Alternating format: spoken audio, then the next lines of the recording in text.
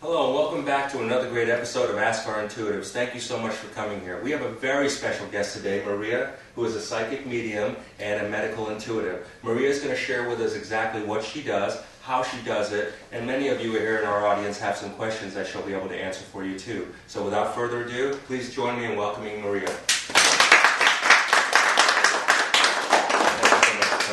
Maria, can you help explain to our viewers and our audience here, what exactly is a medium and how do you do it? A medium is someone that can connect to the other side. In other words, when you come to the end of your journey.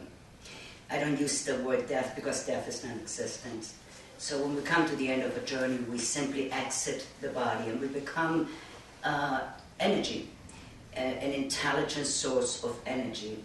A medium can communicate with that energy. In other words, a disembodied spirit, a human disembodied spirit. And we communicate, we pass messages along. So when you actually see the disembodied spirit, if you would, do you see that in the form as if you're looking here at our audience or as you and I are speaking right now?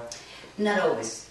It's usually an instant communication, a mind-to-spirit communication, and I convey messages that only the one that has lost the loved one can relate to those messages. Sometimes I am capable of seeing the disembodied spirit itself, but it can be a form of two. I can either see or communicate, and sometimes I have the privilege of being able to do both. It really depends on the entity that has crossed over, how much of the energy they're able to raise in order for me to be able to have a visual. Gotcha. Now, you and I were speaking earlier, and you had mentioned to me that this came to you at a very early age. Is that correct? Yes, yes. How old were you when you started to receive this gift? Probably started at the age of 3 when I didn't want to sleep by myself in my bedroom, and my parents thought I was a spoiled child. Yeah, 3 years old, wow. So I was able to see spirits vividly then. Doing readings or conveying messages since the age of 6. How was that experience for you when you actually initially, when you were at 3 or 6 years old? What was that experience like? I mean, was it a comforting experience? Was it a scary feeling initially? At the age of 3, it was a very scary experience. And being raised as a Roman Catholic, you just really don't talk about it. So not being able to get the attention from my parents that I was literally seeing a bunch of spirits or people in my room, you pretty much as a child stand alone. These days we're more aware of gifted children. And there's many intuitive people, thankfully, that they're able to work with these children. Now, when you speak of these children, are these also known as indigo and crystal children? Yes, or with our titles, just an intuitive child. Actually, we're all intuitive. Some children just carry that through life, and others, the minute the innocence starts to leave us as we grow, and we learn from our parents, our teachers, our neighbors, and we learn that, if the mind, if it's not a direct visual, it doesn't exist. The mind will shut it off. If you can't taste, if you can't smell, if you can't touch, and nobody else sees us, then the mind has no compartment to put it in. Therefore, we disregard it. And as we get a little older and older, the gift disappears. Now, I know more and more, as time goes on, especially as we're getting into this magic 2012 year that everybody talks about, a lot more than I've ever heard is more and more people are starting to feel different shifts of energies, or they're starting to see things that they never thought they would see before. Does that have to? What does that have to do with? Well, the vibrations are changing on this earth. Come 2012, every 20,000 years, and this is through history, the earth does its little tilting. And with these vibrations these days, the earth is giving out the vibrations. It's actually universal, and we all have more of an intuitive feeling. There's more and more people coming out, so to speak, these days, saying, you know what, it's not my gut feeling. I see things, and they appear little by little. People are becoming more intuitive. More people seek deeper answers to questions. Why am I here?